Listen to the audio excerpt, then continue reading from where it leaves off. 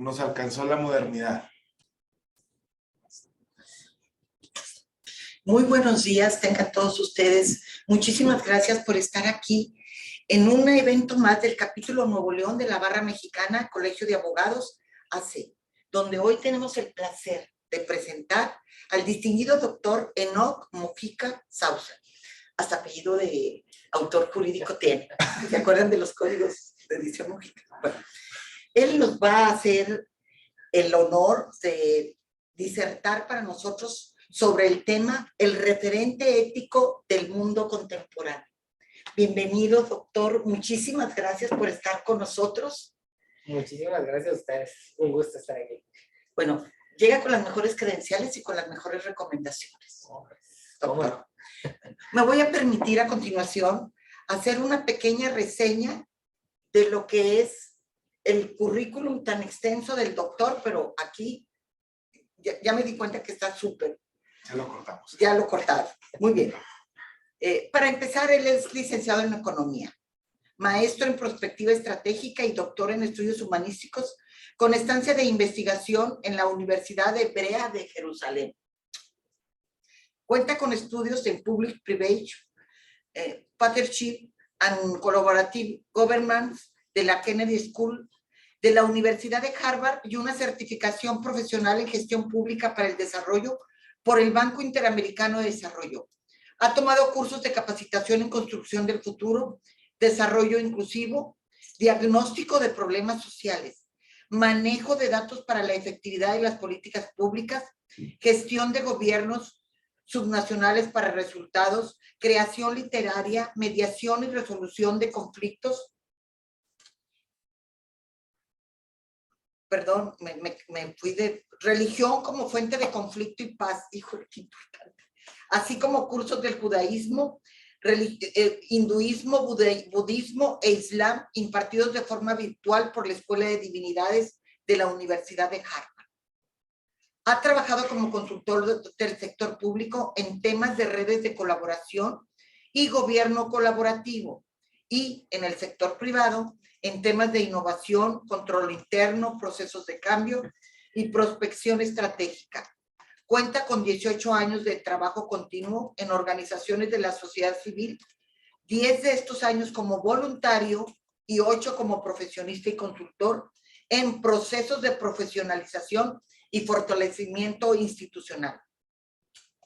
Está certificado como capacitador por la Secretaría del Trabajo y cuenta con 18 años de experiencia como conferencista y ponente de temas que van desde la motivación hasta la alta especialización en temas de prospectiva, estrategia y cambio.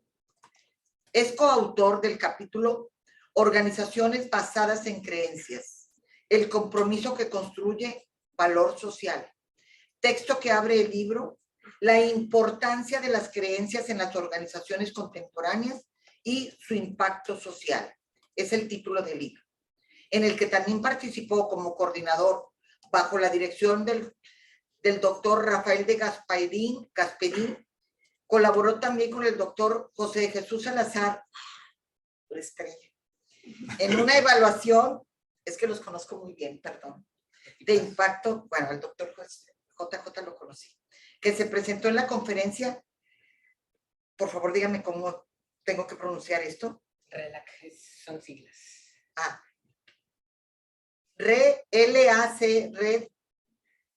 LACME Ideas, titulada La evaluación frente a los objetivos del desarrollo sostenible. Por favor, ¿nos puede decir qué significan todas estas siglas?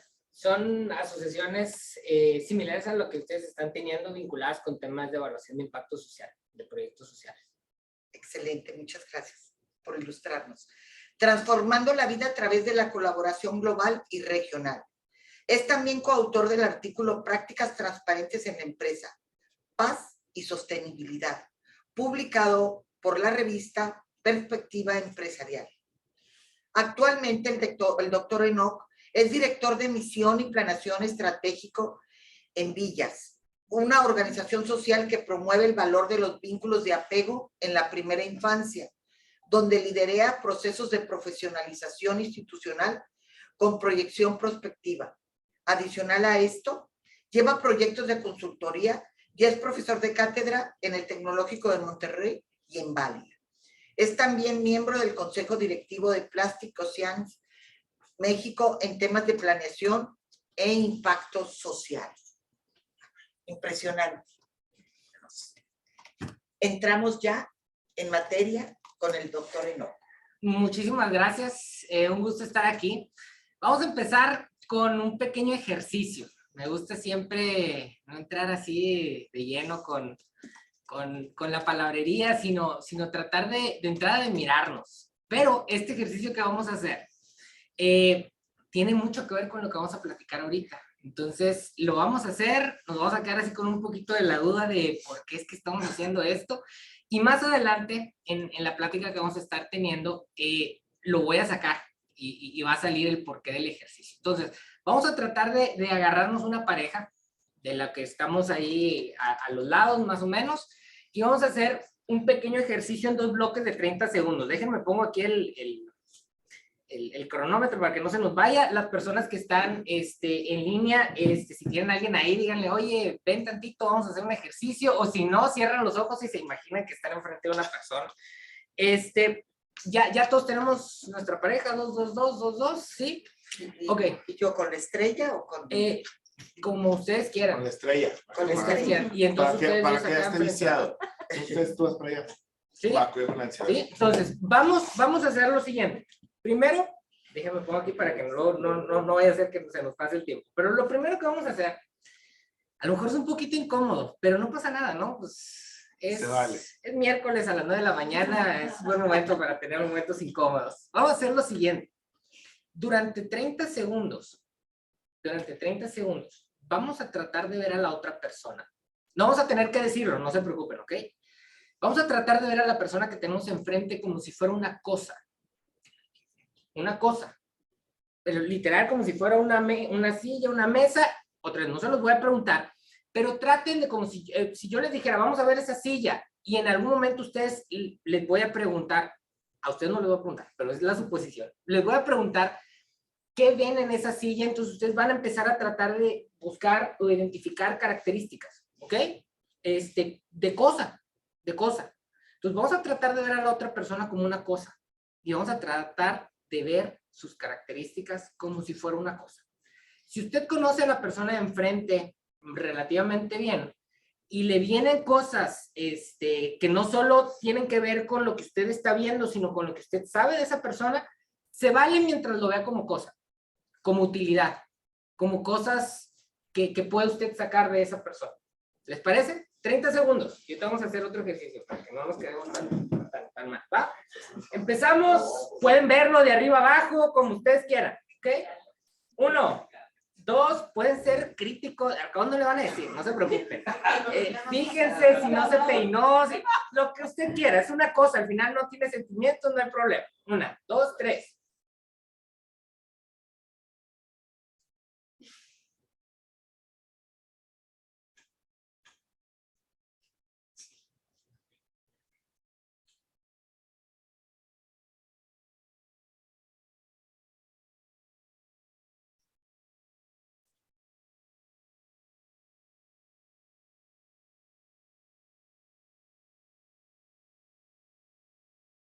¡Listo! Es complicado, ¿verdad? Es empujar a un límite que es duro. Vamos a hacer ahora un ejercicio que va por el lado opuesto. Ustedes, cuando a veces les hago este comentario a los alumnos, les digo, no, seguro ustedes no conocen esta canción, pero ustedes se me hacen que sí. Por ahí en los 80s, 90s había una canción que decía, tú y yo somos uno mismo. ¿Se acuerdan? Sí se acuerdan, ¿verdad? Ustedes sí son más o menos. Bueno, yo sí, pero ellos se me hace que no. Más o menos. Ellos Yo soy ochentero, y yo creo de niño ya me tocó escucharla. Pero sí, ¿no? Estamos en ese sentido. Vamos a hacer ahora 30 segundos, en donde vamos a ver a la persona de enfrente.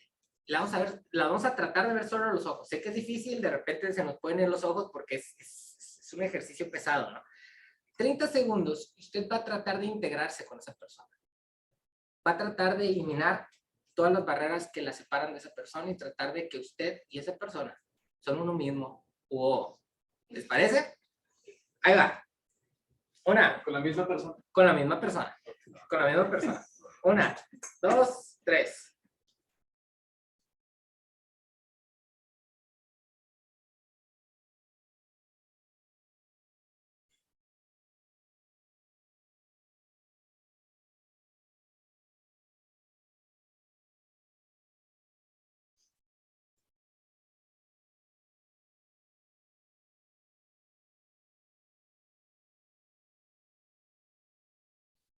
¿Listo? También es pesado, ¿eh? También es pesado ver a una persona a los ojos y tratar de hacer esos ejercicios. Guarden con un poquito de expectativa el porqué y la explicación de todo esto, de lo que estamos haciendo. Va a ser importante un poquito más adelante, pero antes de llegar a ese punto, necesito que retomemos o que repasemos algunos elementos que nos van a permitir llegar a ese punto de la plática de la mejor forma y con los conceptos alineados para que podamos sacar el mayor provecho de esta plática. Hace algunos días Miguel me platicó, me dijo, oye, me gustaría que te puedas ir a la barra, como pura gente inteligente, sumamente capaz, y me gustaría que platiques un poquito de algún tema que tú creas que pueda ser relevante en torno al tema de la ética. Como ustedes escucharon un poquito, yo empecé por el lado de la economía, pero cada vez me fui tendiendo más hacia temas humanos y bueno, hace algunos años pues terminé mi doctorado en estudios humanísticos con especialidad en ética y quiero platicarles de algo que creo que es muy relevante para nuestro mundo contemporáneo, ¿no? El pensar en lo que es un referente ético. Ahorita quiero que nos acerquemos a qué entender por un referente ético que nos permite a nosotros actuar y funcionar como profesionales que estamos de alguna manera determinando a nuestra humanidad. Al final de cuentas a veces se nos olvida porque tendemos a estar en un ambiente lleno de profesionales, pero se nos olvida que vivimos en un mundo en donde muy pocas personas tienen el privilegio de tener una profesión y de ejercerla al nivel en la que ustedes la están ejerciendo. Eso, si bien es cierto que es un gran privilegio, también conlleva una gran responsabilidad. Y en ese sentido, quiero que esta plática gire alrededor de que podamos replantearnos un poquito esa responsabilidad que nosotros tenemos. Y cómo nosotros podemos encontrar un referente que nos ayude a ejercer de la mejor forma esa responsabilidad. Básicamente vamos a hacer 4 cosas el día de hoy. Número 1, hacer un recordatorio. Tal vez esto lo vieron en sus clases de ética en la preparatoria y demás, pero me interesa que todos tengamos un mismo piso respecto a lo que vamos a estar platicando y en ese sentido me interesa que entendamos nosotros un contraste entre ética y moral para que no nos confundamos, porque es una línea muy delgada que nos puede en algún momento llevar a conclusiones muy separadas, pero muy, muy claro que es diferente entre la ética y la moral y en ese sentido cuando hablemos más adelantito de la responsabilidad, podamos atenderla desde un enfoque ético. No digo que está mal en algún momento atenderlo desde un enfoque moral, pero no me corresponde a mí, ni soy experto en temas de moralidad, venir a hablar de moral. Vamos a hablar desde un contexto ético. De ahí vamos a hablar un poquito de un contexto histórico, de cómo se han venido dando estos referentes éticos a lo largo de la historia de la humanidad, al menos de la humanidad occidental. Entonces vamos a ver cómo es que a lo largo del tiempo esos referentes han ido cambiando, han ido evolucionando para llegar concretamente a lo que es el referente contemporáneo. Una vez que lleguemos al tema del referente contemporáneo, vamos a platicar un poquito de él y después vamos a llegar a un imperativo, a una propuesta de algo que voy a proponer que es sumamente importante para que nosotros podamos ejercer de la mejor forma nuestra responsabilidad, que es un concepto que tiene que ver con la cercanía humana. Y ahí, cuando llegamos ahí, vamos a retomar este ejercicio que hicimos de vernos primero como cosas y luego como Timbiriche, para entonces poder llegar a cierta conclusión que nos pueda abrir el panorama a nuevas preguntas, y son preguntas que ustedes se van a llevar para su ejercicio profesional, para su ejercicio como abogados y como les digo, para el hecho de que ustedes tienen el privilegio de tener un cúmulo de herramientas y de capacidades que tienen el potencial de construir un mundo mejor. Evidentemente, cada quien desde nuestra cancha, cada quien desde nuestro granito de arena. Pues bueno, Primero, como ya les dije, vamos a hablar un poquito de la responsabilidad. Y quiero primero que nada tratar de plantear a la responsabilidad como un tema de ética y no como un tema de deber moral. Es decir, cuando nosotros hablamos de responsabilidad, estamos hablando de una oportunidad. A nadie se le obliga a ser responsable. Y en el momento que nos obligan a ser responsables, deja de ser un ejercicio de responsabilidad y se convierte en un estado de imposición. Y en ese sentido, me interesa mucho que entendamos que hay una diferencia entre la ética y la moral. Seguramente, como les decía, en algún momento lo habrán visto, a lo mejor en sus clases en preparatoria o en la universidad. Etimológicamente, ética y moral son exactamente lo mismo.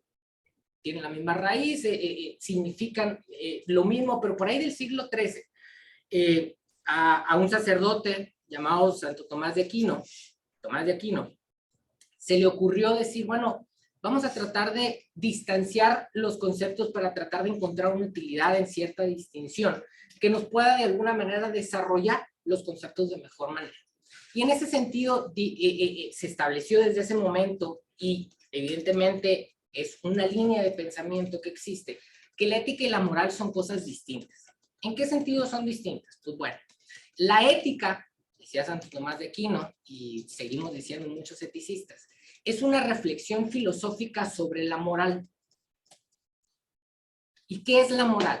La moral, al final de cuentas, es un cúmulo de usos y costumbres que de alguna manera se implantan en cierta sociedad, en cierta cultura, y nos establecen ciertas formas en donde todos nos ponemos de acuerdo de que así son las cosas. Hace, ¿qué les gusta? 300 años era perfectamente moral decir, establecer y vivir en la función de que una persona de color más oscuro valía menos que una persona de color más claro. Era perfectamente moral. Y seamos sinceros, esa moral de alguna manera se sigue arrastrando y hay personas que todavía lo siguen viendo, y los datos y las estadísticas nos dicen lo mismo. Hace 60 años era perfectamente moral decir que un hombre valía más que una mujer, que la opinión de un hombre pesaba más que una mujer. Es más, en muchos lugares ni siquiera las mujeres tenían derecho a opinar, a votar. Hoy aquí la mayoría son mujeres. Y sin embargo, que digo hace 50, 60 años, ustedes lo saben perfectamente, esa moral de alguna manera se sigue arrastrando. En esos momentos nadie se cuestionaba que esto a lo mejor no era la mejor forma de vivir. Pero la moral corre con un proceso o corre con una virtud que es muy importante. Sin moral las sociedades no se podrían construir. Necesitamos ponernos de acuerdo respecto a las cosas. El problema es que las cosas tienen que evolucionar. El problema es que tienen que haber personas pensando, reflexionando, cuestionando la moral, y eso se hace desde la ética. Eso se hace desde la ética. El deber corresponde a la moral. La responsabilidad es una oportunidad que surge desde la ética, desde el hecho de cuestionarnos cómo son las cosas para definir si en algún momento esas cosas, esa moral tiene que ser evolucionada. Hoy existe toda una narrativa de igualdad entre el hombre y la mujer. Hoy existe toda una narrativa de igualdad entre las personas de distintas razas, gracias a que han habido personas que en algún momento han asumido la postura de tener una reflexión filosófica sobre la moral en turno, para cuestionar si así deberían de ser las cosas. En este sentido, la ética tiene un contraste definido contra las normas y las leyes, tanto religiosas como sociales. Es distinto ser una persona cristiana o católica en la ciudad de Monterrey que en el sur del país. Es distinto serlo en Nueva York que serlo en un país en el Caribe.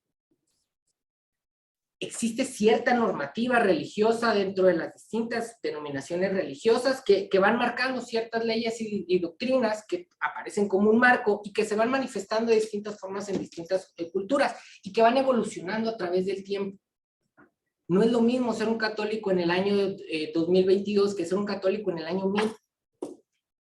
Tal vez si viniera aquí una señora católica del año 1000, la podríamos traer en el tiempo y les dijéramos, no, desconozco, ¿no? Pero probablemente alguna de ustedes practica la religión católica y le dijéramos, pues mira, esta señora es católica. Va a decir, no, ¿cómo? Así no se viste la gente católica, no. ¿Qué es lo que sucede? Que de alguna manera las normas, las formas con las que se van manifestando la cultura a través de la religión y también a través de las leyes, y ustedes también esto lo saben perfectamente, van evolucionando y van cambiando a partir de que la moral empieza a evolucionar y a cambiar. Las leyes, tanto sociales como religiosas, son un reflejo de la moral en turno. Y el gran error que a veces solemos tener es pensar que el deber de la moral es eterno. Porque cada generación piensa que sus formas son las que deben de prevalecer. Y esto no es algo de ahorita. No es algo de ahorita. Ahorita vivimos un mundo que está muy acelerado, que está cambiando de una manera muy rápida y en ese sentido nos hace más natural como verlo y sentir este proceso de cambio. Sin embargo, esto ha sucedido a lo largo de toda la historia de la humanidad. En muchos casos de una forma más lenta, pero siempre de alguna manera en constante cambio y en constante evolución. Y en este sentido, es importante que a la hora de que nos ponemos nosotros en el banquillo de los acusados para pensar en nuestro proceso de responsabilidad y que estamos a llegar al concepto de responsabilidad y por qué es tan importante en el mundo contemporáneo, entendamos, y esto lo quiero dejar muy claro, que esto no es un deber. Esto no es un deber moral. Lo que yo aquí les voy a plantear no es un deber moral. Es una posibilidad de reflexión para que nosotros, como les dije ahorita, público privilegiado, con capacidades, con herramientas y poder que no tiene la mayoría de las personas, que no tiene el grueso del mundo, asumamos este papel de reflexión filosófica sobre la moral en turno, para que en algún momento podamos juzgar, cuestionar y transformar las formas, los usos y las costumbres que están determinando nuestra realidad contemporánea. Dicho esto, quiero hablar un poquito de los referentes éticos y para hacerlo quiero hacer un breve recorrido histórico y con esto hacerles un comentario. A diferencia, bueno, ya ni siquiera en las ciencias exactas, que por mucho tiempo se consideran exactas y que ahorita hay todo un tema ahí revolucionario de cuestionamiento al respecto, pero las ciencias humanas siempre han estado sujetas a distintas narrativas. Y en este sentido lo digo porque aquí voy a hacerles un breve recorrido respecto a distintos bloques de la historia de la humanidad, que es hasta cierto punto, es decir, pudiera llegar aquí una persona y decir, no, no es así, se podría acomodar de esta otra forma, pero tómenmelo como un punto de referencia simplemente para poder platicar un poquito respecto a cómo se ha dado el tema de la referencia del concepto ético. Ya dijimos que la ética es esa reflexión que de alguna manera atiende o ataca o cuestiona la moral en turno. Ya eso lo pusimos en mente. El tema es que los cambios han sucedido a lo largo de la humanidad y la pregunta es, ¿cuál es el referente con el que nosotros cuestionamos la moral en turno? ¿Cuál es ese referente con el que nosotros decimos o cuestionamos si lo que está sucediendo en el momento actual, si las formas en las que nosotros estamos viendo el mundo y su realidad son las adecuadas o tendrían que ser otras? Dicen los que saben, y otra vez esto también está sujeto a debate, pero vamos a tratar de evitar esos debates para tratar de simplemente llegar a cierto punto, que nuestra civilización occidental nace con el mundo grecorromano. Los griegos y los romanos, entre el siglo 7 a.C. y hasta el siglo 4 después de Cristo, tienen una serie de espacios que por circunstancias históricas les permiten empezar a cuestionarse la realidad, nace la filosofía, empiezan a las personas a cuestionarse la vida y no simplemente a buscar medios para subsistir, y con esto nace el concepto de la ética, el concepto de reflexionar y de cuestionar la forma en la que estamos viviendo. Y tal vez la primera ética sólida, formal, una de las primeras es la famosa ética de las virtudes, ¿no? Que de alguna manera trata de ir hacia los rasgos internos de la persona. ¿Cuáles son esos rasgos que de alguna manera nosotros manifestamos y que de alguna manera determinan o buscan determinar el deber ser de las cosas? Y es curioso que a la hora de pensar en esas características internas emerge algo que se conoce como la mitología. Todos hemos escuchado la mitología griega, ¿no? Estos marcos que de alguna manera a través de ciertos personajes nos muestran un cúmulo de virtudes. Se escucha mucho de las famosas virtudes de Aristóteles, ¿no? La ética de las virtudes, pero cuando nosotros nos acercamos un poquito a la mitología, es más, yo no sé qué tanto nos hayamos acercado a la mitología, pero perdido, yo creo que vimos Hércules de Disney. Digo, si no fueron ustedes a lo mejor acompañando a sus hijos o algo así, y entonces ves estos ideales de fuerza, de compromiso, de pasión, y toda la mitología griega estaba construida alrededor de historias que trataban de señalar ciertas virtudes internas que tenían. Y allí estaba ese referente. Un referente desde el cual nosotros podíamos juzgar nuestra realidad.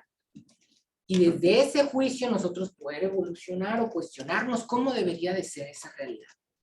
Y entonces son los orígenes de la dignidad humana, del plantear un valor al individuo, de establecer estos conceptos de ciudad-estado, de buscar una búsqueda de equilibrios como seres humanos. Y no solo fueron los griegos, después llegan los romanos, y si bien los romanos no tenían una mitología establecida como de una forma tan concreta, no sé si ustedes sabían, pero los romanos creían que los césares, que los emperadores eran hijos de Dios. Eran hijos de Dios. Entonces, porque el emperador es hijo de Dios, una figura también que podemos decir mitológica, pongamos entre paréntesis un poquito el tema de la fe, me encanta también el tema de la fe y de los sistemas de creencias, pero no es el momento para esto, pero poniendo un poquito entre paréntesis ese tema, la idea mitológica de los griegos o la idea del referente de un hijo de Dios en los romanos planteaba el paradigma o el referente ético de cómo juzgar las cosas. Y entonces en el mundo romano, el emperador, hijo de Dios, es el referente de cómo debemos de vivir. Y se viene un referente de muchísima violencia. Ustedes saben que el Imperio Romano conquistó el mundo conocido a través de la violencia. De una narrativa en donde tú tenías que doblegarte delante del emperador, pero no solo porque era emperador, sino la narrativa era porque era hijo de Dios. Llega un punto de crisis porque todo el proceso es así, el crecimiento, la evolución siempre es así. Llegamos a un punto de crisis, el imperio se empieza a desmoronar, el emperador Constantino en el siglo IV dice vamos a cambiar la estrategia. Y adoptan un movimiento religioso que en ese momento parecía de periferia, pero que generaba una contranarrativa a la narrativa del Imperio Romano de violencia, que es el cristianismo.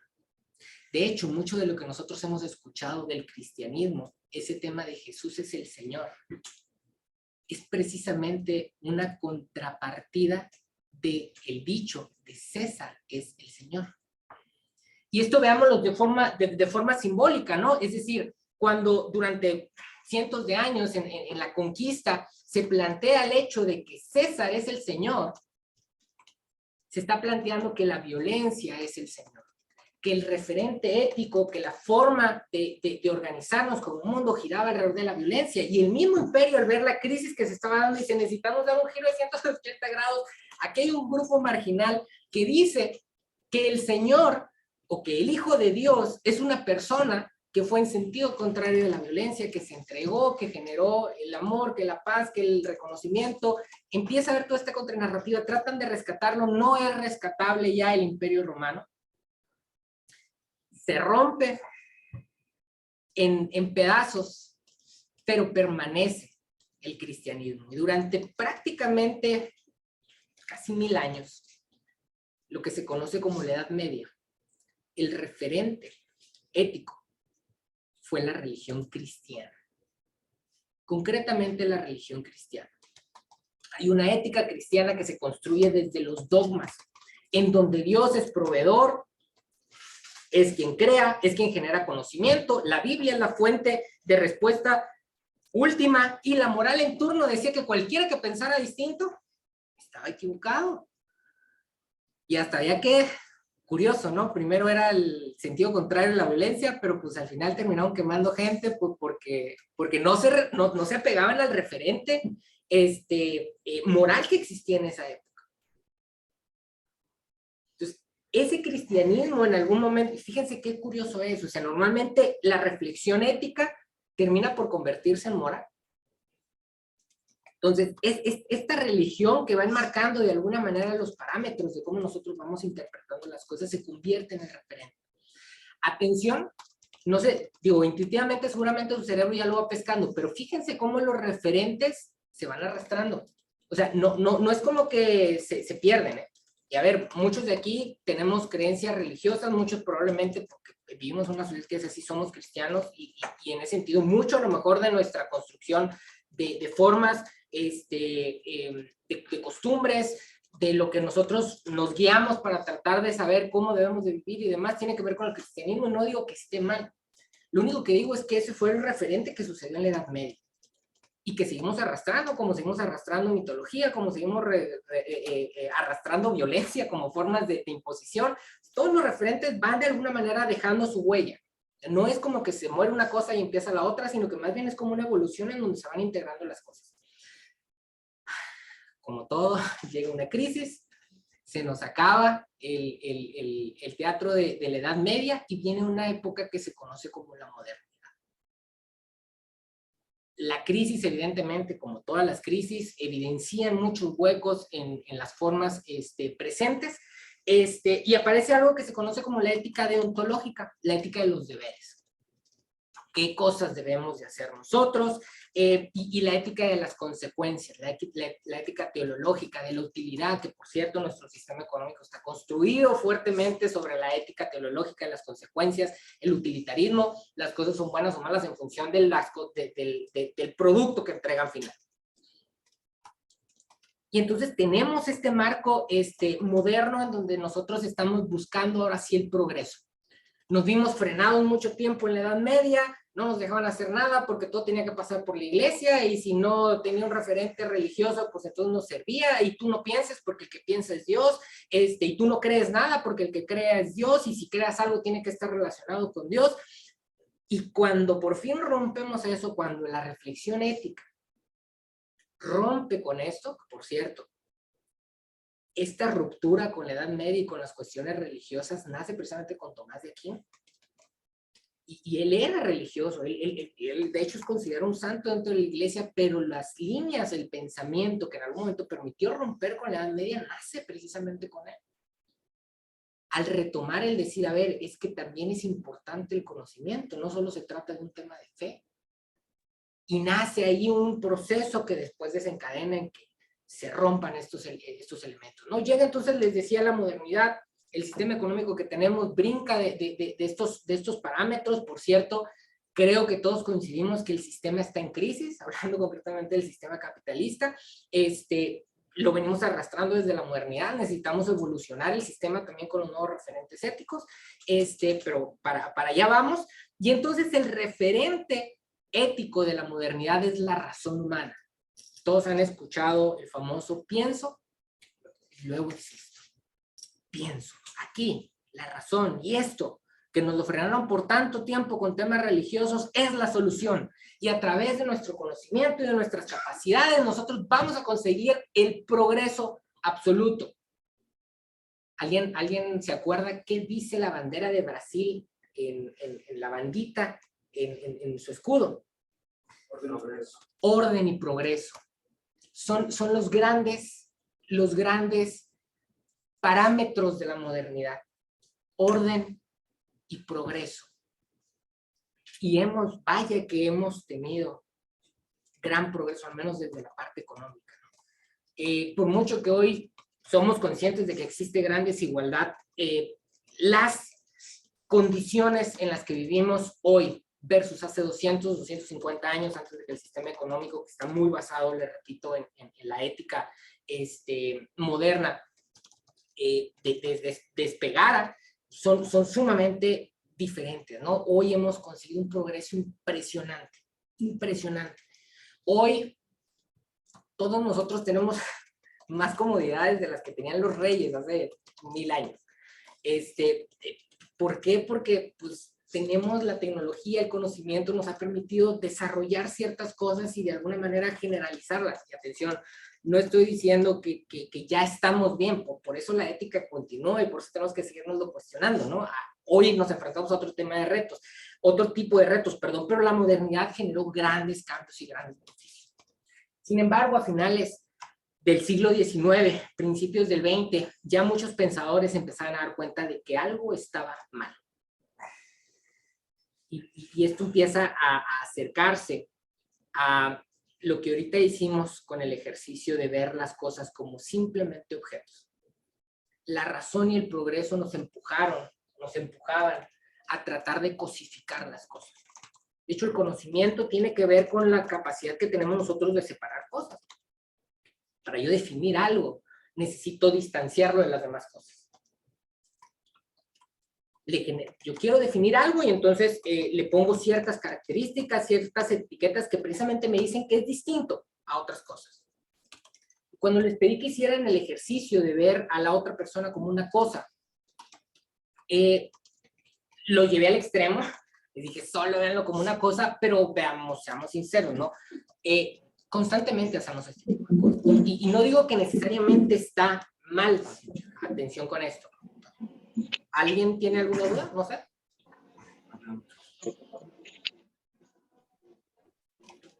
Con toda confianza, cuando me quieran interrumpir, me pueden interrumpir, ¿eh?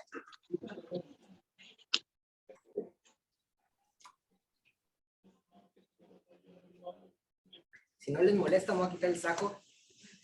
Mucho calorcito, me emociono cuando me pongo a hablar.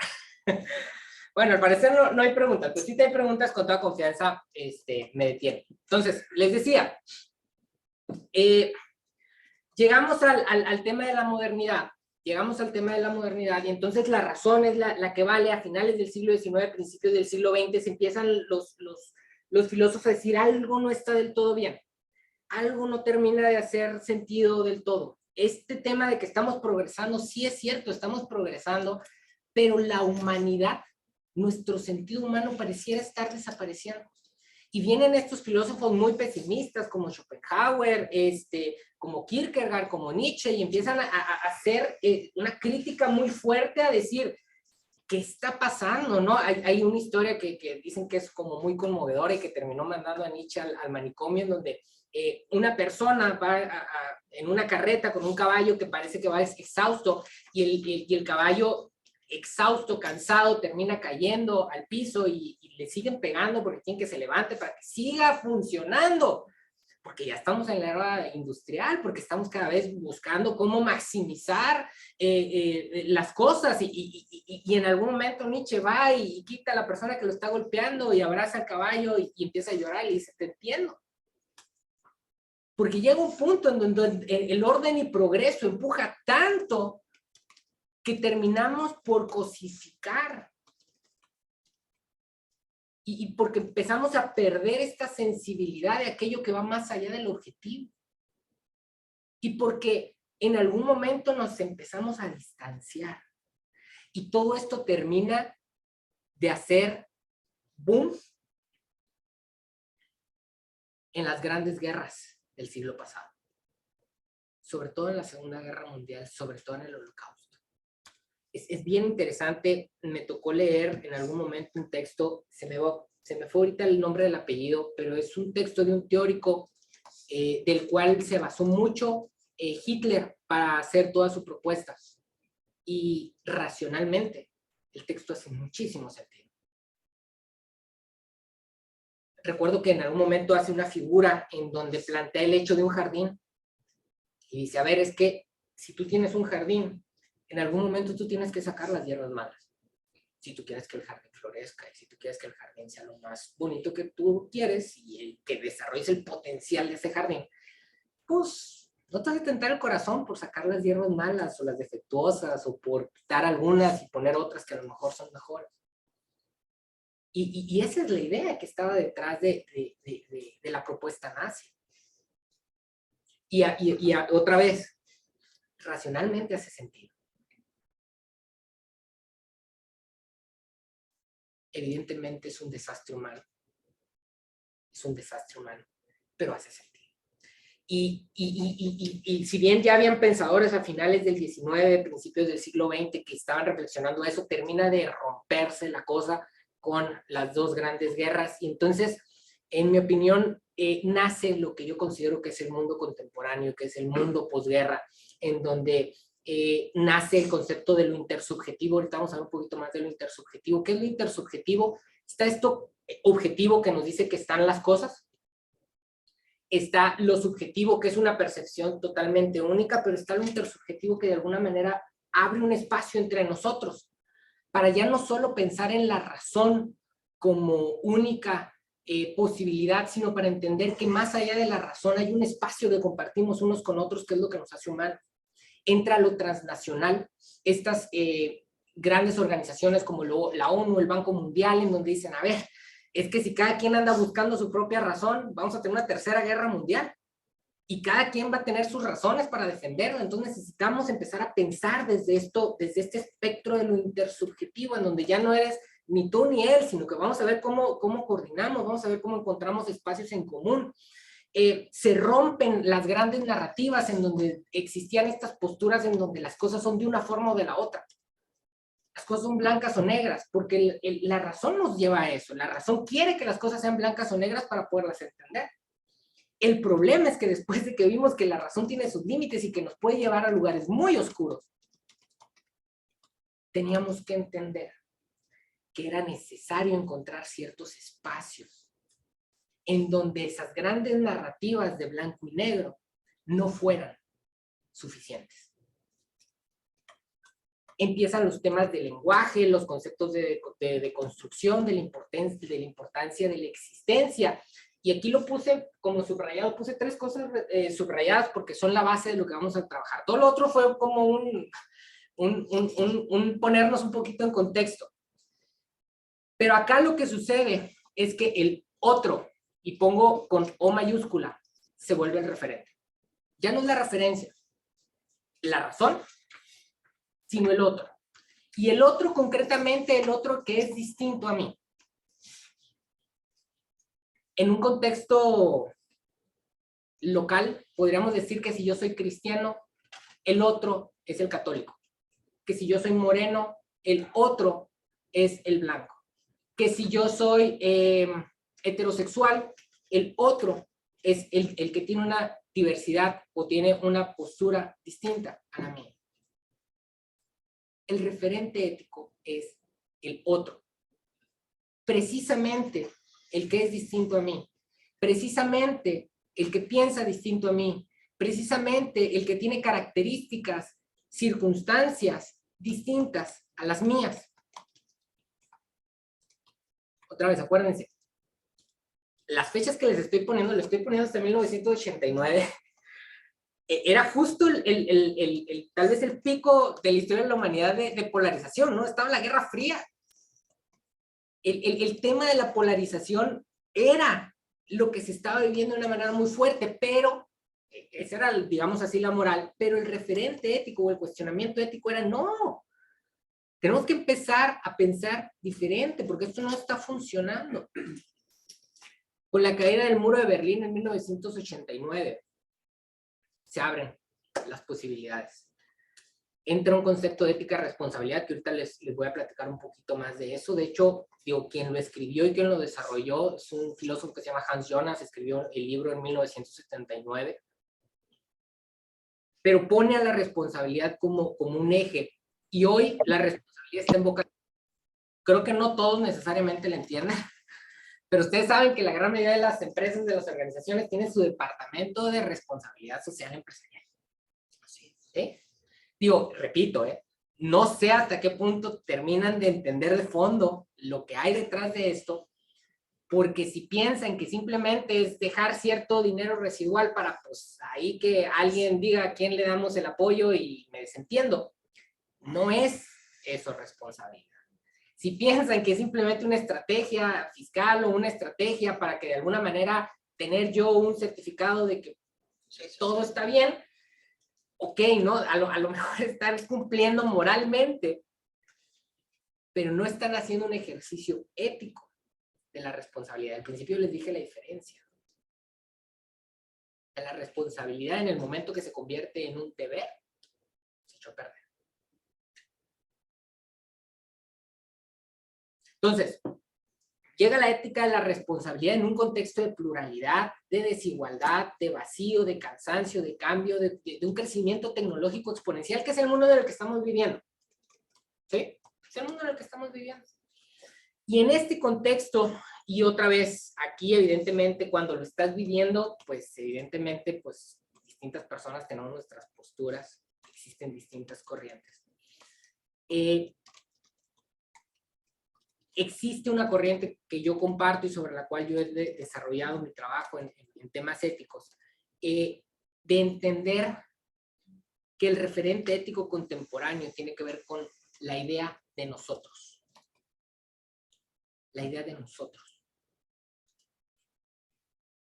El referente ético. Es decir, yo entiendo perfectamente que vivimos en un mundo de competencia.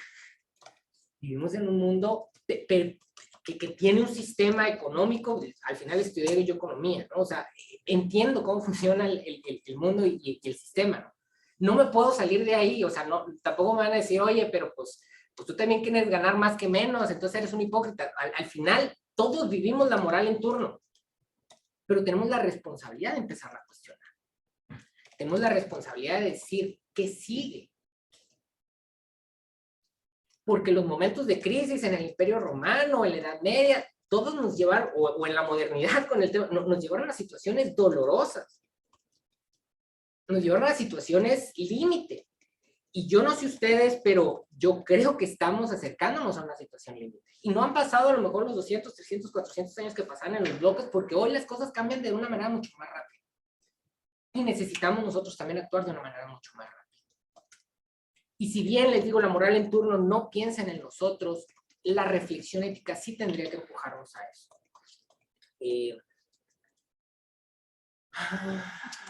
¿Le podemos tomar una foto? Sí, claro.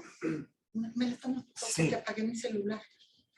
Por favor. Sin problema. Está No sé si se maravilloso. apagó esto. Ya. Y me la puedes compartir también en Sí, sin problema, con todo gusto. Es que está maravilloso. Con todo gusto. Jamás había visto algo tan estructurado. Ve cómo sirve la economía para... Sí. Muchos me decían, oye, pero tú eres economista, ¿qué haces con esas cosas? No. Creo que al final cuando vamos... Sí, me cae el 20. Es bueno. Ahora, antes de continuar con el tema ya fijo de la responsabilidad, y ya no se preocupen, ya no falta tanto. Creo que hay unos elementos que son muy importantes considerar para que otra vez no nos perdamos. El gran riesgo con estas cosas es que en algún momento terminamos moralizando las cosas. En ningún momento yo me atrevería a hacer un juicio de decir es que el problema es que no somos responsables. O es que ustedes se tienen que ir de aquí siendo responsables. Porque en ese momento yo ya estoy moralizando las cosas y me perdí. Es que deben de... No, aquí no es un deber. Aquí es una posibilidad, una oportunidad para la transformación en ciertas personas, como todos los que estamos aquí presentes, que tenemos un privilegio que la mayoría de las personas no tienen. Entonces, ciertas consideraciones antes de pasar con lo que les voy a decir y para que quede muy claro que no estoy aquí tratando de moralizarlos ni de decirles cómo deben de vivir sus vidas, sino simplemente presentarles una posibilidad, una oportunidad. Primero, los criterios con los que pensamos la moral no son estáticos, no son universales. Entonces, entender que la moral no es estática ni es universal, que lo que yo les voy a decir aquí no es moral, porque no les estoy diciendo que sí tienen que ser las cosas. Las preguntas éticas sí. Entonces, lo que yo les estoy planteando aquí es que nos hagamos el cuestionamiento y que el cuestionamiento nos lo llevamos para toda la vida. Porque yo no sé si en 50 años las cosas van a ser muy distintas a como son hoy, ahora y necesitemos pensar otras cosas, pero sí les puedo decir que es muy importante que las preguntas permanezcan, que nos cuestionemos. Dos, el comportamiento moral tiene dos vertientes. Voy a hablar del comportamiento moral porque es el que estamos analizando, reflexionando desde la ética. Uno individual y otro comunitario, ambas vertientes se retroalimentan. Mentira que pues nada más se trata de que cambie yo y pues ya la sociedad a ver qué le pasa, ¿no? Mentira tampoco que el problema es del gobierno y entonces cuando la sociedad cambia, entonces voy a cambiar yo. No, otra vez, no es ni una cosa ni la otra. Son dos elementos que se están retroalimentando. Nuestra postura individual, la postura social se está retroalimentando y en ese sentido lo que hacemos importa. Lo que hacemos importa. Las preguntas individuales es qué es el bien vivir, en qué consiste la buena vida, cómo debo vivir, y esas preguntas nos las vamos a hacer ahorita porque pues ahorita toca que estamos hablando desde el ámbito personal, pero desconociendo a lo mejor los ámbitos de trabajo que cada uno de nosotros tenemos, cada quien desde nuestra trinchera suma de una forma u otra a lo social. Y en ese sentido, las grandes preguntas comunitarias o la gran pregunta es cómo regulamos las relaciones sociales sin atentar contra la autonomía personal. Es decir, si les estoy diciendo que ustedes tienen la libertad de ser quienes ustedes son el autónomo, que yo no les puedo decir moralmente qué tienen que ser, lo que sí les puedo decir es que lo que ustedes son importa a lo social, que eso tiene un espectro comunitario, ¿no? Entonces, estamos poniendo de alguna forma en la mesa el pensamiento filosófico sobre la moral, es decir, la ética y no la moral per se. No es mi intención aquí criticar la moral per se, sino utilizar el cuestionamiento ético para que ustedes se lleven la reflexión y el pensamiento, ¿sale?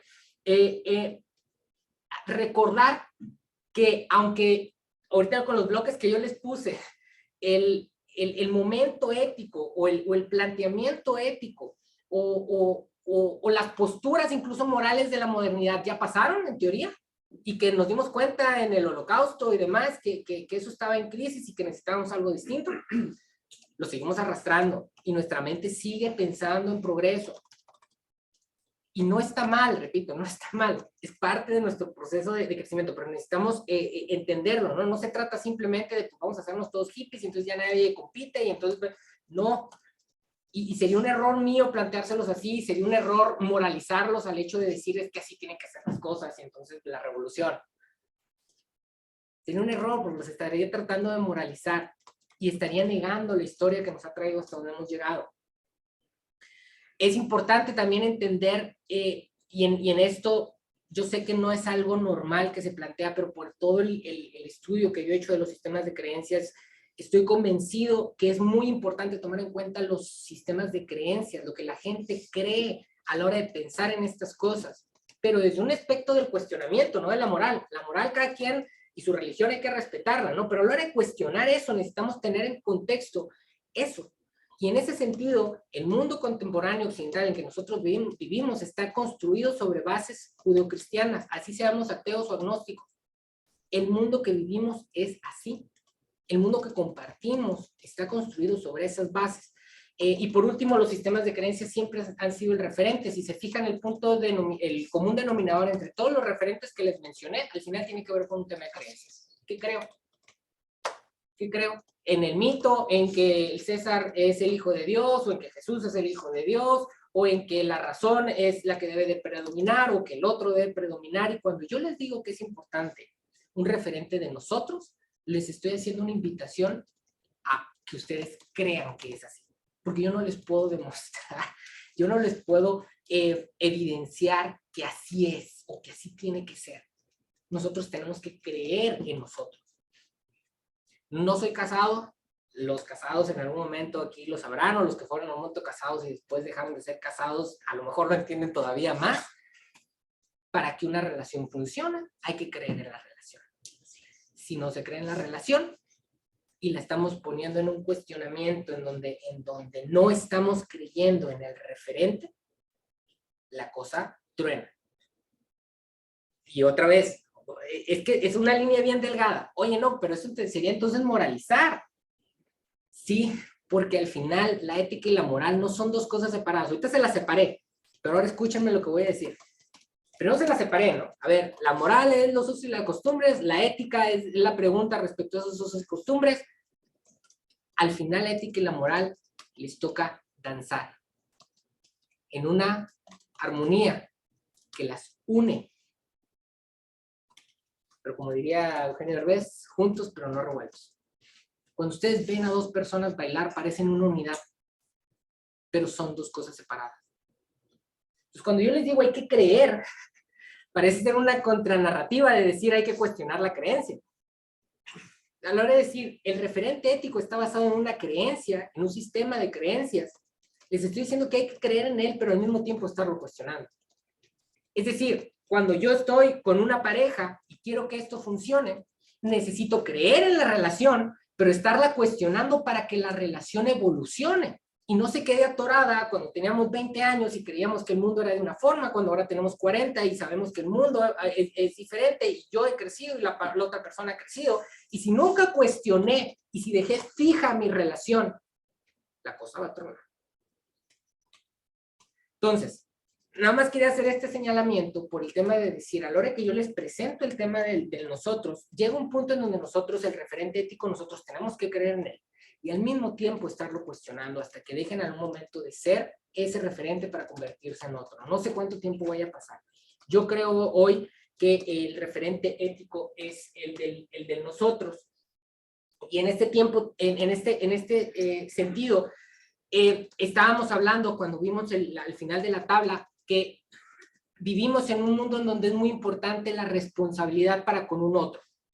Pero antes de entrar a detalle con esto, quiero hacerles el cuestionamiento de por qué esto es necesario. ¿Por qué? A ver, en cada momento de la historia de la humanidad hemos visto un por qué las cosas van dejando de ser útiles en las formas en las que son para evolucionar a nuevas formas.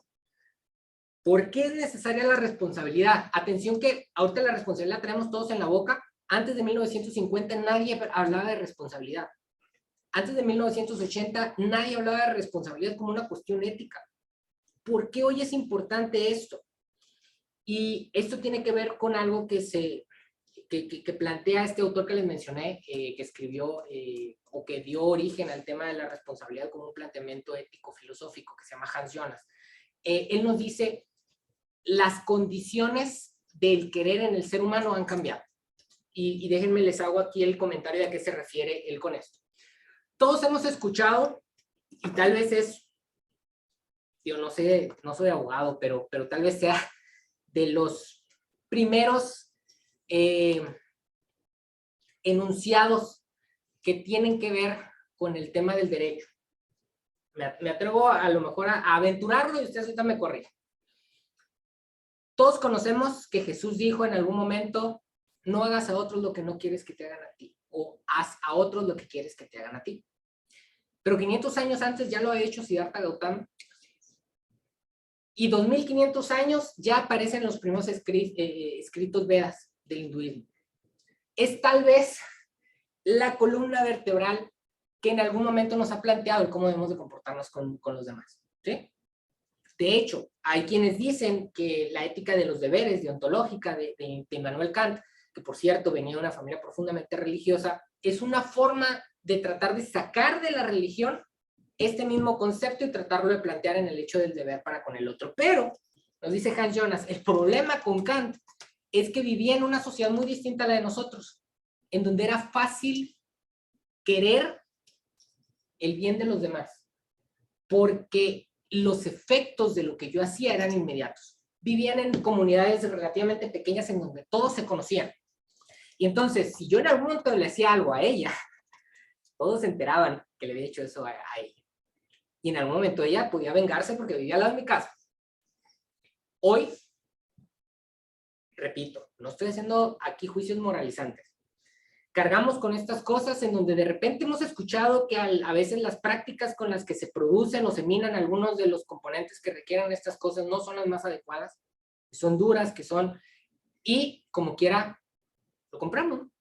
O compramos una camisa en donde, oye, pero pues es que esa empresa explota trabajadores en Bangladesh, y tú dices, pues en Bangladesh, ¿no? Yo ni siquiera sé dónde está Bangladesh. Entonces, las condiciones, gracias a la tecnología y al progreso que logramos cambiar, el crecimiento técnico permitió que el alcance de nuestras acciones fueran muy diferentes. En las guerras del siglo XIX, en las guerras del siglo XVI, la gente se mataba metiéndose la espada, ¿no? ¿Y cuántos les gustaba que puedan matar en una tarde? Por mucho que fuera alguien muy heroico, ¿qué les gusta? 200, 300 personas. En Hiroshima y Nagasaki hubo un piloto que picó un botón y que soltó una bomba mató a millones de personas. Totalmente alejado. Los juicios de Nuremberg, después de la Segunda Guerra Mundial, ponían en la mesa a las personas. Está este juicio muy conocido, los juicios Eichmann, un tipo que era parte del sistema operativo que permitió todo el tema del Holocausto, y cuando lo sentaron en el sillón le dicen, usted es culpable de la muerte de más de 6 millones de personas, y dice, no, yo era parte de una estructura militar y yo cumplía órdenes. A ver, yo no maté directamente a nadie, pero es que usted organizó el sistema que permitió. A ver, yo no maté a nadie. Hoy es muy posible, gracias al crecimiento técnico, hacer cosas que terminan afectando a muchas personas y que ni siquiera yo cargo con el peso porque está alejado de mí. Se diluye. Es muy fácil desvincularme éticamente o moralmente, inclusive, de mis acciones. Entonces, lo que dice Hans Jonas es que esa es la realidad en la que nosotros estamos viviendo. Y que ya los planteamientos de deber de la modernidad o religiosos empiezan a difuminarse porque ya de alguna manera mi condición de querer ha cambiado. Y en ese sentido, decía Hans Jonas, tenemos un imperativo ético, es decir, una urgencia por poner a la responsabilidad en el marco para nosotros en algún momento establecer que nosotros tenemos que tener acciones que de alguna manera nos aseguren que nosotros podemos conservar la vida humana en esta tierra. Y no solo la vida humana en esta tierra, sino nuestra humanidad en medio de lo que se está viviendo, ¿no? Ahorita traemos una crisis de agua aquí seria. Imagínense que esto sigue escalando. ¿Qué va a hacer de nosotros como seres humanos? ¿Qué podría hacer de nuestra humanidad en algún momento? Cuando tengas que decidir si el que tiene agua eres tú o el de al lado. Entonces dice Hans Jonas, a ver, el tema es que como pareciera ser que nadie es culpable de la situación, porque la responsabilidad se diluye, porque gracias a la tecnología, pues el agua, pues pensar simplemente en el agua es bien complicado y la culpa es del gobernador o de los anteriores o de nosotros que no la cuidamos. ¿De quién es la culpa? Pues al parecer es de nadie. Cuando llegue ese punto, nosotros tenemos que asumir la posibilidad de ser responsables. Y ahorita estoy poniendo el tema del agua, pero pónganse a pensar en la cantidad de problemas que estamos viviendo y de las circunstancias o de las situaciones que nos están poniendo en el límite. No, perdón, ¿Sí? el tema del agua está ilustrando muchos temas. Perdón, yo estaba volteando el celular porque justo ahorita hay un grupo, somos mujeres que estamos tratando de responsabilidad social, sustentabilidad, etc. Y ya se armó el debate porque obviamente está una chica que trabaja en una empresa y luego está una activista y ya empezó el pero, por ejemplo, hace 2 días alguien decía, cuando cerraron Eugenio Garzada, y la observación de alguien, ella vivió en la Ciudad de México mucho tiempo y se mudó porque le gusta la Ciudad de México, activista y es que el regio siempre aplaude que tienen muchos años sin huelgas.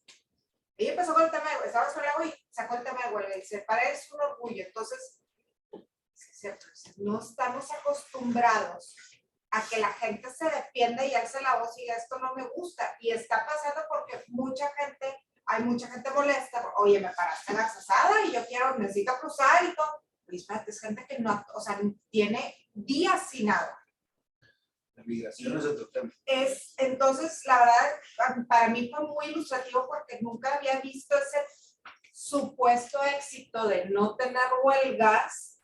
Ya, caray, a lo mejor no sabemos discutir. No es que no tengamos huelgas, a lo mejor no somos tan buenos para escuchar o sea, no sé, como que me lo puso en tela de juicio esa creencia que yo tenía. Entonces, creo que ahorita lo que estamos viendo es ahora sí un caldo de cultivo para ver este tema de la humanidad desde distintas perspectivas, ¿no? Y no estar descalificando a la gente que sale y te cierra la avenida porque es gente que, perdón, no se ha bañado. Desesperada. Sí. Y lo que se viene, ¿no? Porque si le saben también un poquito al tema de cambio climático, o sea, los próximos años se lo tienen complejos, con muchos temas, y el tema de la migración, y el tema de las desigualdades. Llega un punto donde Hans Jonas al final dice, necesitamos incluir en nuestras elecciones presentes, pero fíjense la clave aquí, como objeto también de nuestro querer. Otra vez, no porque yo debo de preocuparme por las personas, yo debo de querer también la futura integralidad del hombre, y en ese sentido debo de querer también, a la hora de que brinca un tema como estos que está brincando, la satisfacción de las necesidades de las demás personas, del otro.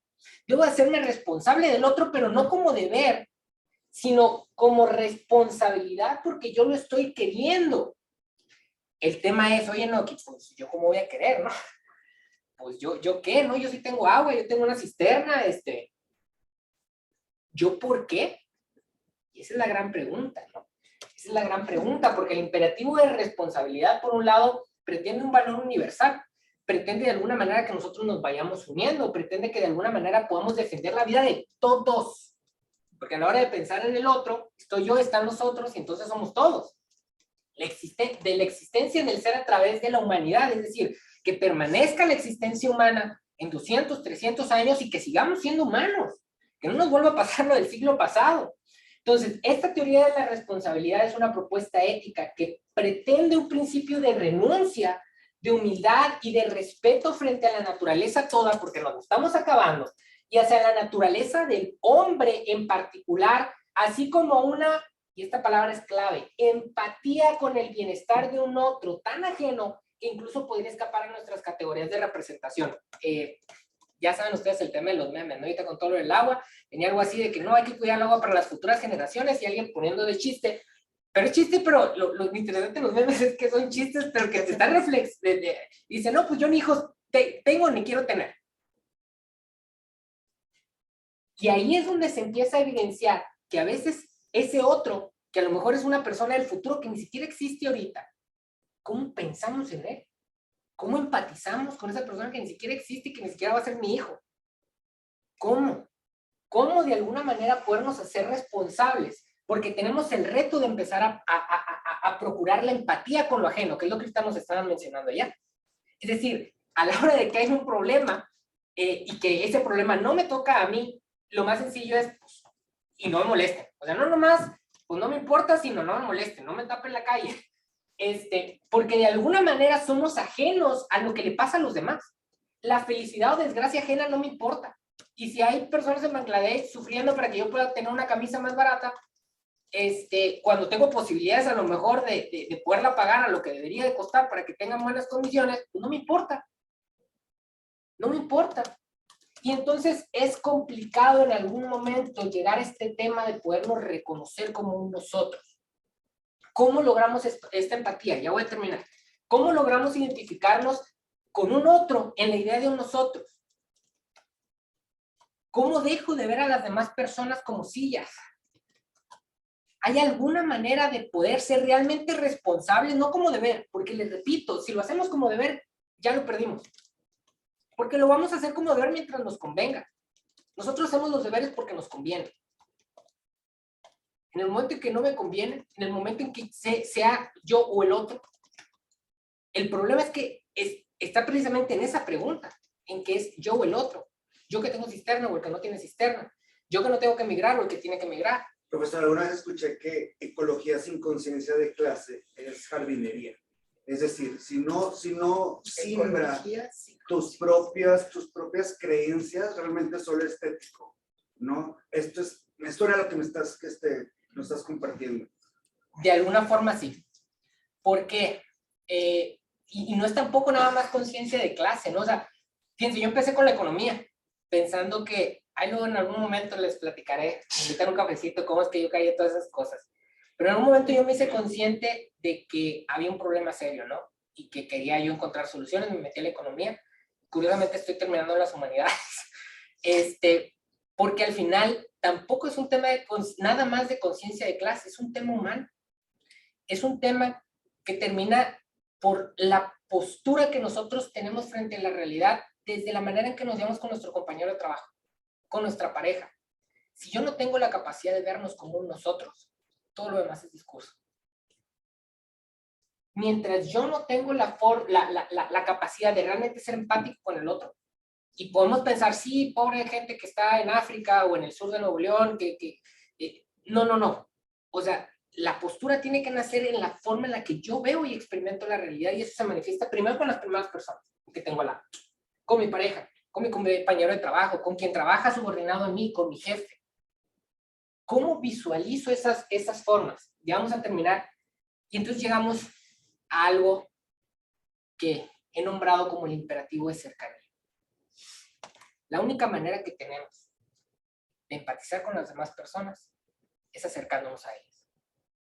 La única manera que tenemos de sernos responsables y de construir una idea de nosotros es acercándonos a ellas. ¿Por qué?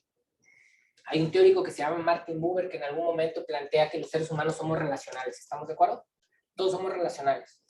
Estamos construidos biológicamente, o si usted es creyente, fuimos creados para ser relacionales. Es la constante, estamos en constante relación. Y nos decía este teórico, vamos a tratar de hacer este planteamiento. Hay dos polos. En un polo estamos totalmente separados. Cuando yo les decía, vean a la silla y traten de verla como una cosa, vean a la persona enfrente y traten de ver como una sola cosa. Y esta forma de relación que es de separación, es decir, relacionados pero totalmente separados, nos permite mucho progreso, nos permite identificar características, nos permite tomar decisiones, nos permite funcionar. Y es importante. Seamos sinceros, si de repente yo llego a pedirles trabajo, pues van a revisar mi currículum, qué se hace, qué no, y lo van a comparar con otro para en el momento de decir cuál es su mejor opción. Tienen que generar una distancia. Por eso no se recomienda que contrates a familiares o demás, porque pierdes esa objetividad. Entonces, requieres eso y nos permite que el mundo funcione. Por eso les decía ahorita, a ver, no podemos despegarnos y simplemente decir, pues ya mañana vamos a vivir en un mundo donde todos somos iguales. No, o sea, esto es una realidad. Dice Martin Buber, hay otro polo, que es el de la unión. Perfecta unión, fíjense, aquí los círculos separados, aquí perfectamente unidos, tú y yo somos uno mismo, Entonces tienes a tu pareja, estás enamorado, dices que tú y yo somos uno mismo, y sí, qué bonito, pero luego también llega el tema de la funcionalidad y necesitas tomar decisiones y necesitas... Entonces nos dice Martin Buber, el tema, dice, es que no somos ni total separación ni total unión. Somos un punto intermedio. Somos la intersubjetividad, somos ese espacio común que tenemos y aparte el espacio que nos caracteriza por separado. Esa es nuestra realidad. Esa es nuestra realidad. El tema es que la condición de nosotros sucede en este espacio común. ¿Quién es el autor de esta teoría? De esto, Martin Buber. Tiene un librito precioso que se llama Yo y Tú. De hecho, nombra de estas formas esto. Y a partir de esto fue que yo construí mi tesis doctoral en donde hablo del tema de la cercanía. Todo lo que les he venido diciendo acerca de la responsabilidad termina por caer en un tema de cómo modificamos este espacio de intersubjetividad.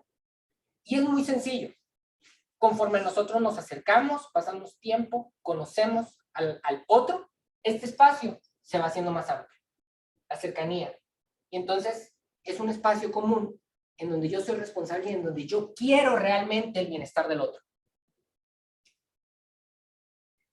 ¿Qué pasa cuando nosotros nos alejamos? Que la empatía, la capacidad de ponernos en los zapatos del otro desaparece o se va haciendo cada vez más pequeño. Seamos prácticos. No hay aquí un tema en donde simplemente digamos, es que simplemente mañana yo voy a tener el deseo de que todas las personas vayan igual de bien que a mí. No, eso se tiene que construir y para construirlo yo necesito cercanía. Necesito acercarme con quien es distinto a mí. Necesito platicar en algún momento con quien está teniendo el problema del agua. Necesito platicar en algún momento con el migrante, porque solo en la medida que me acerco puedo realmente querer asumir el papel de la responsabilidad. No como un deber, sino como algo que quiero, porque tengo un espacio común con esas personas, con esas comunidades. Y acá el reto que les estoy planteando es que de alguna manera nosotros podamos procurar un imperativo ético de cercanía, que procuremos de formas intencionadas generar cercanía para con el otro. ¿Y quién es ese otro? El otro se convierte en muchas personas dependiendo del contexto en el que estás. El otro se convierte en esa persona que no tiene agua cuando yo sí tengo. El otro se convierte en la persona que trabaja para mí cuando yo soy el jefe. El otro se convierte en mi proveedor. El otro se convierte en esa persona que tiene otros intereses. Y que la única manera en que yo puedo empezar a visualizarlo a ese otro como un nosotros es acercándome a él, porque es la única manera en donde vamos a empezar a juzgar nuestras acciones desde una idea responsable de un nosotros.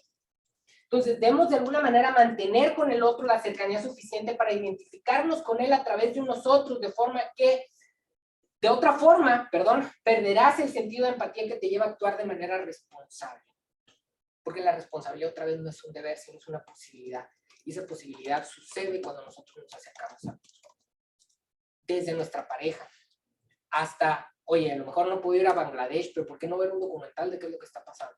Y les puedo asegurar que en el momento que veamos el documental ya no vamos a pensar lo mismo. Vamos a generar una pequeña cercanía más con él. Es una oportunidad acercarnos a los demás para tener un referente ético que de alguna manera nos permita pensar en el nosotros, porque la idea de nosotros es que se pueda concretizar en una responsabilidad por el otro. Y esta responsabilidad depende de la cercanía que tenemos como un mecanismo de unión que nos permite en algún momento generar verdadera empatía con el otro, que nos permite realmente acercarnos con el otro para sentirlo parte de mi propia humanidad y entonces, no por deber, sino como posibilidad, como oportunidad, poder dar un paso de responsabilidad y desde mi privilegio construir un mundo mejor. Espero que les haya sido de utilidad. No sé si tienen alguna duda, pregunta. Muchas gracias. A la orden. La organización de esta ponencia, porque ya no le puedo, yo ya no le llamaría conferencia, nos manda hasta los romanos, a los griegos, el mor moris de los romanos, el ethos de los griegos, y nos da un paseo por nuestro sistema de creencias. El ejemplo que nos puso sobre la religión es impactante. Pues si nos vamos todavía más para atrás, primero los echaban a los leones a los cristianos, y luego quemaban a los que no eran cristianos. O sea, ¿cómo va cambiando nuestro sistema de creencias? Llevarnos hasta Hitler también, de que había algo donde racional, más no ético, el origen de la Liga de las Naciones, de las instituciones como, bueno, esa fracasó, digamos la ONU. Doctor, estoy impactada, de veras. Sí nos va a hacer el favor de estas láminas. Sí, con todo gusto. Compartirlas, porque yo empecé a tomar nota de lo que yo me De hecho, tenía quedó que ahí tomar. en esta computadora, si de aquí la quieren mandar, sin ningún problema. Y está grabada la sesión. Perfecto. Yo no sé, preguntas también en línea.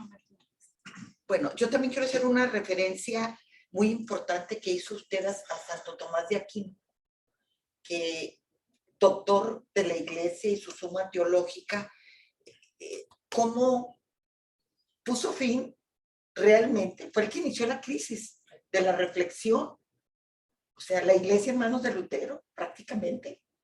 O sea, que antes de Lutero estuvo Tomás de Aquino. Pasaron 100, 150 años entre una cosa y la otra, pero es la importancia de la reflexión y de lo que vamos dejando, ¿no? Como un proceso. ¿Sí? La crisis del 68 en México para ir vulnerando la estructura del partidazo. Sí. Ahí empezó. Estamos a 50 años. Todo empieza así. Es correcto. O sea, a mí en lo personal me gustó mucho, como abogada y que amo el derecho, yo creo que después de mi familia es lo más importante para mí. ¿Cómo lo unió a Immanuel Kant? Hasta usa la misma terminología, los imperativos categóricos de Immanuel Kant. Los trae aquí. Yo, nada más una pregunta. La palabra empatía, ¿cuándo empieza a surgir? Híjoles, la palabra empatía sí tiene rastros muy atrás, sobre todo con el tema religioso.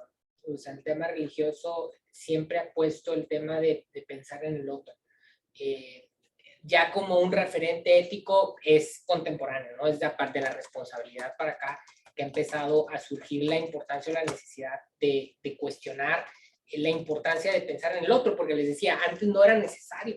No era necesario porque las condiciones no te demandaban eso, porque tú ya tenías el querer hacer el bien porque sentías las consecuencias cercanas de lo que tú hacías, ¿no? Entonces, yo hacía algo que podía ser equivocado, las consecuencias iban a venir de forma inmediata. Hoy no necesariamente es así, ¿no? Hoy inclusive muchas cosas que hacemos pueden tener efectos negativos y están dentro de la ley y nadie te va a decir nada y las personas están alejadas de ti, no pasa nada, entre comillas, ¿no? O sea, la moral en turno, así como la moral en turno hace 250 años decía, pues es posible tener esclavos, hoy nos dicen que es posible dentro de la ley hacer muchas cosas que están afectando a personas dentro de la ley. Entonces, ahí el tema del cuestionamiento ético, es decir, cómo tener empatía con esas personas, que tú legalmente puedes estar aprovechándote de ellas o pasando por encima de ellas, y que nadie te está diciendo que no tendrías que hacerlo, y te dice la única forma que tenemos que hacerlo o que podemos hacer es a través de la empatía, y eso parte de los años 80 para acá, los orígenes, y creo que cada vez se está posicionando como algo más importante. Bueno, una vez vino el TEC, no sé si lo recordarán mis exalumnos, un filósofo español, Lavín, que hablaba de la otredad. Fue la primera vez que yo escuché ese término y luego aquí lo veo ya de una manera súper estructurada como el pensamiento analítico, crítico, reflexivo de lo que debe de ser una conferencia. De veras que no hay desperdicio. No, pues muchísimas gracias por la invitación. A la orden. De maravilla, ¿eh? A la orden. Siempre he sido fan, después de los abogados, de los economistas. Ay, mire. El mejor ejemplo sería un abogado economista. Bueno, muchas gracias. Nos dudas aquí. Pues bueno, si no hay más, pues muchas gracias. Me voy a permitir entregarle, bueno, en la emoción le rayé tantito aquí. En la emoción. No, se lo cambiamos sino ahorita. No, déjeselo para que vea que tuvo una alumna muy... Aquí está, mire. Todo lo que sí. Bueno, aquí está el capítulo Nuevo León de la Barra Mexicana, Colegio de Abogados AC, otorga el presente reconocimiento al doctor Enoc Mojica Sauza por su destacada conferencia sobre el referente ético del mundo contemporáneo, celebrada el miércoles 22 de junio en San Pedro Garza García, Nuevo León. Lo firma nuestro presidente del capítulo local de la Barra, el doctor Miguel Ángel Valdés Alvarado.